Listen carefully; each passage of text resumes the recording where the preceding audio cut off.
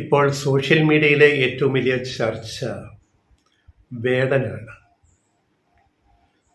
എത്രയെത്ര പോസ്റ്റുകൾ അനുകൂലിച്ചും എതിർത്തും വിമർശിച്ചും ഈ വേടൻ ഇത്രയും വലിയൊരു ചർച്ചാ വിഷയമായത് തന്നെ നമുക്കൊരു അതിനകത്തൊരു പോസിറ്റീവ് ഉണ്ട്, നെഗറ്റീവ് ഉണ്ട്.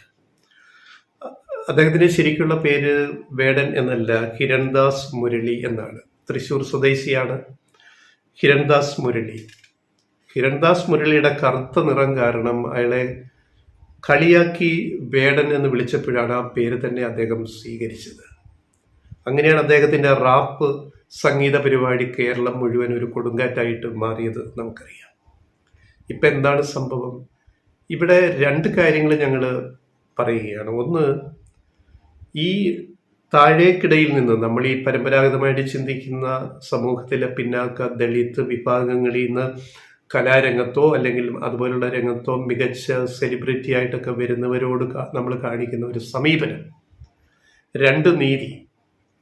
അപ്പോൾ കലാഭവൻ മണിക്കും ഇതേപോലെ ഒരു ദളിത് വിഭാഗത്തിൽ നിന്ന് കലാരംഗത്തേക്ക് വളരെ ഉയർന്നു വന്ന് സിനിമാ ലോകം കീഴടക്കിയ കേരളത്തിലെ സ്റ്റേജുകൾ, കേരളത്തിന് പുറത്തും സ്റ്റേജുകൾ കൈയടക്കിയ വേടനെ പോലെ കീഴടക്കിയ മറ്റൊരു പേര് കലാഭവൻ മണിയാണ്. അകാലത്തിൽ മരിച്ചുപോയി. കലാഭവൻ മണിക്ക് പോലും സിനിമാ ലൊക്കേഷനിലും അതുപോലെ മറ്റു വേദികളിലുമൊക്കെ നേരിടേണ്ടി വന്നിരുന്ന ചില അധിക്ഷേപങ്ങൾ, ജാതിയുടെ പേരും പറഞ്ഞ്, ഇതൊക്കെ നമുക്ക് അറിയാവുന്ന കാര്യങ്ങളാണ്. ഇപ്പോൾ വേടൻ എന്ന് പറയുന്ന ഹിരൺദാസ് മുരളിയും നേരിടുന്നത് ഇതേ പ്രശ്നം തന്നെയാണ്. ഇവിടെ ഒരു കാര്യം ഞങ്ങൾ ആദ്യമേ പറയാം. തെറ്റ് ചെയ്തിട്ടുണ്ടെങ്കിൽ നിയമത്തിൻ്റെ വഴിക്ക് പോകണം. വേടൻ മയക്കുമരുന്ന് ഉപയോഗിച്ചിട്ടുണ്ടെങ്കിൽ അതിന് നടപടി പോലീസ് അല്ല നിയമ സംവിധാനം, വനം വകുപ്പ്, പുലിപ്പല്ല് പിന്നെ കഴുത്തിൽ മാലയടിഞ്ഞു എന്ന് പറഞ്ഞ് കേസെടുത്തിരിക്കുന്നു ജാമ്യമില്ലാ വകുപ്പ് പ്രകാരം. അപ്പം ഇത് നീതി എല്ലാവർക്കും ബാധകമാണ്. ചിലർക്ക് ഇളവും ചിലർക്ക് നീതി അതേപടി നിയമം അനുശാസിക്കുന്ന ശിക്ഷ കൊടുക്കുകയും ചെയ്യുന്ന രണ്ട് നീതി പാടില്ല. അപ്പോൾ വേടൻ എന്ന മുരളി, ഹിരൺദാസ് മുരളി കഞ്ചാവ് ഉപയോഗിച്ചിട്ടുണ്ടെങ്കിൽ നിയമപ്രകാരം അതിനെതിരെ നടപടി സ്വീകരിക്കണം. പിന്നെ പുലിപ്പല്ല് ഉപയോഗിച്ച് പിന്നെ മാല കൊടുത്തിട്ടുണ്ടെങ്കിൽ അദ്ദേഹം പറയുന്നത് പോലീസ് പുറത്തുവിട്ട ഒരു പ്രകാരം അദ്ദേഹത്തിന് തൈലൻഡിൽ നിന്നോ എവിടുന്നോ സംഭാവന കിട്ടിയതാണ്, അതോ മദ്രാസിൽ നിന്നോ, അതിൻ്റെ വ്യക്തത ഇനിയും വരാനുണ്ട്. അപ്പോൾ സംഭാവന കിട്ടിയ ഈ പറയുന്ന പുലിപ്പല്ല് അദ്ദേഹം ഒരു വെള്ളി അതിന് അലങ്കാരം ചേർത്തിട്ട് കഴുത്തിലിട്ട് സ്റ്റേജ് പ്രോഗ്രാം ചെയ്യും. ഇവിടെ ചോദിക്കാൻ വരുന്ന ഒരു കാര്യം അതാണ്. നടൻ മോഹൻലാലിൻ്റെ ആനക്കൊമ്പ് കേസ് നമ്മളിപ്പോൾ ഒന്ന് ഓർക്കുന്നത് നന്നായിരിക്കും. ഡേറ്റ കൃത്യം പറയാം. രണ്ട് നീതി പാടില്ല, നിയമത്തിന് മുമ്പിൽ എല്ലാവരും തുല്യരാണെന്നാണല്ലോ ഇന്ത്യൻ ഭരണഘടന പഠിപ്പിക്കുന്നത്. അപ്പോൾ ഇന്ത്യൻ ഭരണഘടന പഠിപ്പിക്കുന്നതിന് വിരുദ്ധമായിട്ട് രണ്ട് സമീപനം പാടുണ്ട്. മലയാളത്തിൻ്റെ പ്രിയപ്പെട്ട സൂപ്പർ സ്റ്റാറാണ്, നടനാണ് മോഹൻലാൽ. മോഹൻലാലിനെതിരെയുള്ള കേസ് ഇപ്പോഴും കോടതിയിൽ നിലനിൽക്കുകയാണ്. അതേപ്പറ്റി ചർച്ചകളില്ല. വനം വകുപ്പ് ഈ കേസിൽ നിന്ന് മോഹൻലാലിനെ ഊരിയെടുക്കാൻ വേണ്ടി കളിച്ച കളികൾ 18ഉം കോടതി മനസ്സിലാക്കിയിട്ട് പറഞ്ഞ് ഈ കേസ് പിൻവലിക്കാൻ പറ്റില്ല. പൊതു താല്പര്യ ഹർജി വരെ അക്കാര്യത്തിൽ പോയത് നമുക്കറിയാം. അപ്പോൾ എന്തായിരുന്നു സംഭവം? മോഹൻലാലിൻ്റെ സംഭവം, മോഹൻലാലിൻ്റെ കൊച്ചിയിലെ തേവരയിലെ വലിയ മണിമാളികയിൽ നിന്നും വീട്ടിൽ നിന്നും 2012 4 ജോഡി ആനക്കൊമ്പുകളാണ് പിടിച്ചെടുത്തത്. ഇപ്പൊ വേടന്റെ കഴുത്തിൽ ഒരു പുലിപ്പല്ല് കിടന്നതാണല്ലോ ഇപ്പോൾ വനം വകുപ്പ് ജാമ്യമില്ലാ വകുപ്പ് ചുമത്തിയത്. ഞങ്ങൾ തിരിച്ചു ചോദിക്കട്ടെ, മോഹൻലാലിന്റെ തേവരയിലെ വസതിയിൽ നിന്നും വലിയ മണിമാളികയിൽ നിന്നും 4 ജോഡി ആനക്കൊമ്പ് പിടിച്ചെടുത്തിട്ട് ആദായ നികുതി വകുപ്പിന്റെ റെയ്ഡിൽ, ഞങ്ങൾ ഡേറ്റ വെച്ചിട്ടാണ് ഞങ്ങൾ പറയുന്നത്. എന്തായി കേസ്? മോഹൻലാലിനെ അറസ്റ്റ് ചെയ്തോ? ജാമ്യമില്ലാ വകുപ്പ് പ്രകാരം കേസെടുത്തോ? ഈ ആനക്കൊമ്പ് 4 ജോഡി വീട്ടിൽ സൂക്ഷിച്ചതിന് മതിയായ രേഖകൾ ഹാജരാക്കാൻ മോഹൻലാലിന് സാധിച്ചില്ല. അപ്പം മോഹൻലാലിന് ഒരു നീതി, വേടന് മറ്റൊരു രീതി എന്ന് പറയുന്നത് ശരിയാണോ? വനം വകുപ്പേ, അപ്പം മലയാള സിനിമയിലെ ഒരു വലിയ മഹാമേരുവായ വലിയൊരു ആൽമരമായ മോഹൻലാൽ ഒരു വരേണ്യ വിഭാഗത്തിൽപ്പെട്ട ഒരാളായതുകൊണ്ട് അയാളുടെ വീട്ടിൽ നിന്ന് ആനക്കുമ്പ് പിടിച്ചാലും കേസുമില്ല വഴക്കുമില്ല എന്ന് വനംവകുപ്പിന് തീരുമാനിക്കാമെങ്കിൽ ഒരു വേടനെ പിടിച്ചിട്ട് ഒരു കഴുത്തിലൊരു പുലിപ്പല്ല് മാലയണിഞ്ഞതിന് ജാമ്യമില്ലാ വകുപ്പ് എന്ന് പറയുമ്പോൾ ഇതിൻ്റെ അർത്ഥം വേറെയാണ്. ഞങ്ങൾ അതാണ് ചൂണ്ടിക്കാണിക്കുന്നത്. വേടൻ തെറ്റ് ചെയ്തിട്ടുണ്ടെങ്കിൽ ശിക്ഷ വേണം. 6 ഗ്രാം കഞ്ചാവാണ് കൊച്ചിയിലെ വൈറ്റിലയിലെ ഫ്ലാറ്റിൽ നിന്നും പിടിച്ചെടുത്തത്. അപ്പം തന്നെ അവിടെ ഒരു 8-9 പേരുണ്ട്. അദ്ദേഹത്തിൻ്റെ ട്രൂപ്പ്, ഈ റാപ്പ് സ്റ്റേജ് ഷോ പരിപാടിയുടെ കലാകാരന്മാർ. അവിടുന്ന് മേശപ്പുറത്തിരുന്ന ടേബിളിൻ്റെ പുറത്തിരുന്ന 6 ഗ്രാം കഞ്ചാവാണ് എടുത്തതെന്നാണ് പോലീസ് തന്നെ പറയുന്നത്. അപ്പോൾ അത് ജാമ്യം കിട്ടാവുന്ന, സ്റ്റേറ്റ് ജാമ്യം കിട്ടാവുന്ന വകുപ്പാണ്. പിന്നെ ഈ കഞ്ചാവ് അവിടെ ആര് കൊണ്ടുവച്ചു? അത് വേടന കൊണ്ടുവച്ചെന്ന് തെളിവൊന്നും ഇതുവരെ ഹാജരാക്കാൻ പോലീസ് സാധിച്ചിട്ടില്ല. വേറെ ഇത്രയും പേര് റൂമിലുണ്ട്. അതിൽ ആയിരിക്കായി കഞ്ചാവ് കൊണ്ടുവന്നത്? പിന്നെ 6 ഗ്രാം കഞ്ചാവ് എന്ന് പറഞ്ഞാൽ ജാമ്യം കിട്ടാവുന്ന പെറ്റി കേസ്, കോടതി ജാമ്യം പോലും വേണ്ട. അപ്പം അതിൽ ജാമ്യം അനുവദിച്ചെങ്കിലും വനം വകുപ്പിൽ വിളിച്ച് ഈ പോലീസിൽ നിന്ന് തന്നെ ഈയുടെ കഴുത്തിലൊരു പുലി പല്ല് കിടക്കുന്നു, അത് വകുപ്പ് വേറെയാണെന്ന് പറഞ്ഞു കോടനാട്ടുനിന്ന് വനവകുപ്പ് ഉദ്യോഗസ്ഥരെ വിളിച്ചു വരുത്തിയ പോലീസിന്റെ ഉദ്ദേശം എന്തായിരുന്നു? നിയമത്തിന്റെ വഴിക്ക് പോകട്ടെ, ഞങ്ങൾക്ക് വിരോധമൊന്നുമില്ല. പക്ഷേ നിയമം എല്ലാവർക്കും തുല്യമായിരിക്കണം. നീതി നിഷേധം ഉണ്ടാവാൻ പാടില്ല. പിന്നെ എന്തുകൊണ്ട് വേടനെ ഇപ്പൊ പിടികൂടുന്നു? വേടൻ അദ്ദേഹത്തിന്റെ പ്രോഗ്രാമുകൾ, റാപ്പ് സംഗീത പ്രോഗ്രാം, അത് കേരളത്തിലൊരു വലിയ കോളിളക്കം സൃഷ്ടിച്ചു. എല്ലാവർക്കും അറിയാം. ചെറുപ്പക്കാർ, യുവാക്കള് അതിലേക്ക് ഇരച്ചെത്തുന്നു. ഇപ്പൊ കഴിഞ്ഞ ദിവസം നിശാഗന്ധിയിൽ തിരുവനന്തപുരത്ത് നടത്തിയ പ്രോഗ്രാമിൽ നിശാഗന്ധിയിലെ സീറ്റ് കപ്പാസിറ്റി 2500 കസേരകൾ മാത്രമാണ്. അവിടെ 20,000-ഓളം പേരാണ് ചെറുപ്പക്കാർ തടിച്ചുകൂടിയത്, ചെറുപ്പക്കാരും അല്ലാത്തവരും. പോലീസിന് നിയന്ത്രിക്കാൻ പറ്റുന്നില്ല. 4 പാട്ട് കഴിഞ്ഞപ്പോൾ സുരക്ഷാ കാരണങ്ങൾ പേടിച്ചിട്ട് പോലീസ് പരിപാടി നിർത്തിവെപ്പിച്ചു. പോലീസ് ഇത് നന്നായി ഞങ്ങൾ പറയുന്നു. കാരണം പലരും ചെറുപ്പക്കാരും മരത്തിന് മുകളിൽ വരെ കയറി ഇരുന്നിട്ട് ഇത് പ്രോഗ്രാം കാണാൻ പറ്റാത്തത് കൊണ്ട് അവിടെ ഒരു സംഘർഷാവസ്ഥ ഉണ്ടാവുന്നു. 4 പാട്ട് കഴിഞ്ഞപ്പോൾ പോലീസ് പറഞ്ഞത് നിർത്തിവെക്കാൻ പറഞ്ഞു. അത് സുരക്ഷാ കാരണങ്ങളാണ്. അതിനെ നമ്മളെപ്പോഴും സപ്പോർട്ട് ചെയ്യും. കാരണം ഒരു ക്രമസമാധാന പ്രശ്നം ഉണ്ടാവാൻ പാടില്ല. അപ്പോൾ വേടനു വേണ്ടി ഇത്രയും ആരാധകർ എങ്ങനെ വരുന്നു, എന്തുകൊണ്ട് വരുന്നു? അത് വേടന്റെ റാപ്പ് സംഗീതവും വേടന്റെ കവിതകൾ ചൊല്ലുന്നതും ഒക്കെ തന്നെയാണ്.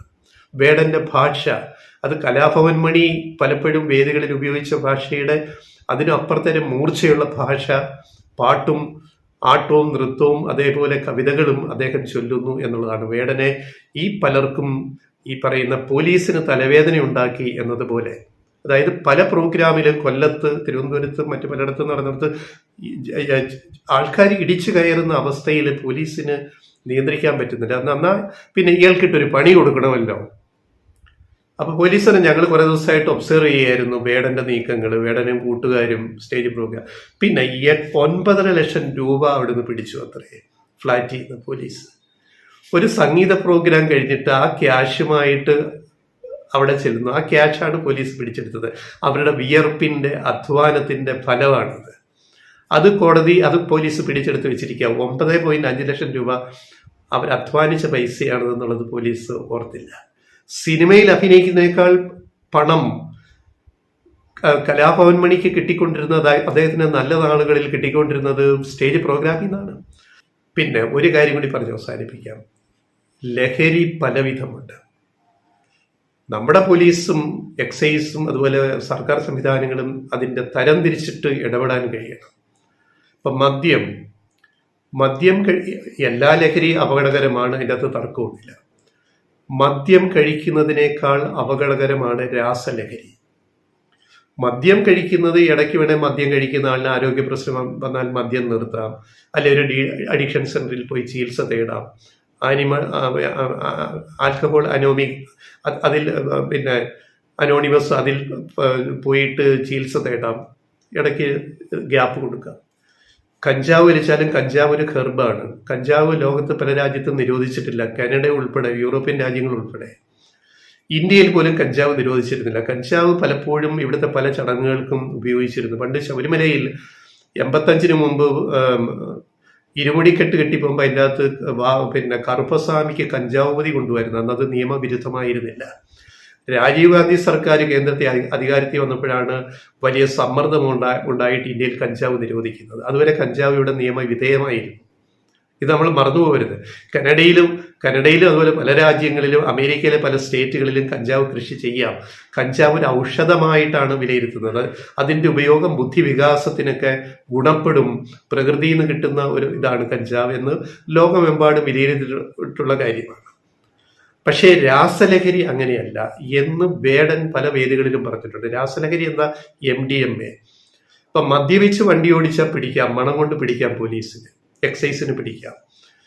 പിന്നെ കഞ്ചാവ് വലിക്കുമ്പോൾ അതിൻ്റെ മണം കൊണ്ട് പിടിക്കാൻ പറ്റും. പക്ഷേ രാസലഹരി MDMA പോലുള്ളവ ഈ ചെറിയ അളവിൽ വെളുത്ത പൊടി അങ്ങോട്ട് ഉപയോഗിച്ച് കഴിഞ്ഞാൽ രക്തപരിശോധനയിലോ മണത്തോ ബ്രത്തലൈസർ വെച്ചിട്ടോ ഒന്നും ഇത് പിടിക്കാൻ പറ്റില്ല. അതുകൊണ്ടാണ് നമ്മുടെ നാട്ടിലെ യുവത, ചെറുപ്പക്കാർ, പെൺകുട്ടികൾ ഉൾപ്പെടെ രാസലഹരിയിലേക്ക് പോകുന്നത്. രാസലഹരി ഇവിടെ എത്തുന്നത് എങ്ങനെയാണ്? ഇത് ഉപയോഗിക്കുന്നവരെ മാത്രം പിടിച്ചാൽ രാസലഹരി നിയന്ത്രിക്കാൻ പറ്റും. രാസലഹരി MDMA പോലുള്ളവ ഉപയോഗിച്ചാൽ 1 2 അല്ല മാക്സിമം 3 തവണ ഉപയോഗിച്ചു കഴിഞ്ഞാൽ അഡിക്റ്റഡ് ആവും. ആ അഡിക്റ്റഡ് ആയി കഴിഞ്ഞാൽ അതിന് ഡി അഡിക്ഷൻ ചികിത്സ പോലും വളരെ സങ്കീർണമാണ്. അതിന് അടിമയായി പോയി കഴിഞ്ഞാൽ ഒന്നും ചെയ്യാൻ പറ്റില്ല എന്നുള്ളതാണ് രാസലഹരിയുടെ കെമിക്കൽ ഡ്രഗ്സിന്റെ പ്രശ്നം. അവിടെയാണ് മോഹൻലാൽ അദ്ദേഹത്തിന്റെ സിനിമയിൽ, സൂപ്പർ സ്റ്റാറായി വന്ന സിനിമയിൽ പറയുന്നത് narcotics is A dirty business, അതിന് ഞാനില്ല എന്ന് പറയുന്ന ഒരു നടന്റെ സന്ദേശം ഇതായിരുന്നു. അപ്പൊ narcotics is A dirty business, അത് സമൂഹത്തെ മുഴുവൻ നശിപ്പിക്കും. മദ്യപിക്കുന്നതോ കഞ്ചാവ് വലിക്കുന്നതോ ന്യായീകരിക്കുകയല്ല, ഇത്രയും ദോഷഫലങ്ങൾ അതിനില്ല. ഇടയ്ക്ക് വീണത് നിർത്തിയിട്ട് തിരിച്ചു വരാനുള്ള അവസരം അവിടെ കിട്ടും. പക്ഷേ MDMA പോലുള്ള രാസലഹരിയിൽ നിന്ന് ഒരിക്കലും തിരിച്ച് മോചനം കിട്ടത്തില്ല. അത് അന്ത്യമാണ്, ആ ജീവിതം പോയി കഴിഞ്ഞു. അപ്പൊ നമ്മൾ ഈ ലഹരി ഉപയോഗത്തിന് ഗ്രേഡ് ചെയ്തിട്ട് ഏതാണ് ഏറ്റവും അപകടകരം അതിനെയാണ് ആദ്യം നിയന്ത്രിക്കേണ്ടത്. പതുക്കെ മറ്റു ഘട്ടങ്ങളിലേക്ക് വരണം. അപ്പൊ രാസലഹരി നിയന്ത്രിക്കാൻ ഇവിടുത്തെ എക്സൈസ്, പോലീസ്, അല്ലെ ഡാംസാബ് സംഘമൊക്കെ എന്താ ചെയ്യുന്നത്? ഇന്ത്യയിൽ ഒരു വർഷം 25,000 കോടിയിലധികം രൂപയുടെ മയക്കുമരുന്ന്, ഈ ഡ്രഗ്സ്, ഈ പറയുന്ന MDMA ഉൾപ്പെടെ വരുന്നത് എവിടെ നിന്നാണ്? ഏറ്റവും കൂടുതൽ ഇറക്കുമതി വരുന്നത് അദാനിയുടെ മുന്ദ്ര പോർട്ടിൽ നിന്നാണ് വരുന്നത്, ഗുജറാത്തിലെ. ഇന്ത്യയിലെ ഏക സ്വകാര്യ പോർട്ടാണ് അദാനിയുടെ മുന്ദ്ര പോർട്ട്. അദാനി നടത്തുന്ന ബാക്കി എല്ലാ പോർട്ടുകളും 13 പോർട്ട് അദാനി നടത്തുന്നുണ്ട്, ഇന്ത്യയിലെ മേജർ തുറമുഖങ്ങൾ. അതിൽ മുന്ദ്ര അദാനിയുടെ പ്രൈവറ്റ് പോർട്ടാണ്, സ്വകാര്യ തുറമുഖം. ബാക്കിയെല്ലാം പൊതുമേഖലയിലും. വിഴിഞ്ഞം ഇപ്പൊ തുടങ്ങിയത് നമ്മുടെ സംസ്ഥാന സർക്കാരിന്റെ അദാനിക്ക് നടത്തിപ്പ് ഉടമസ്ഥത സംസ്ഥാന സർക്കാരിനാണ്. അപ്പൊ നമുക്കവിടെ മോണിറ്ററിംഗ് ഉണ്ട്.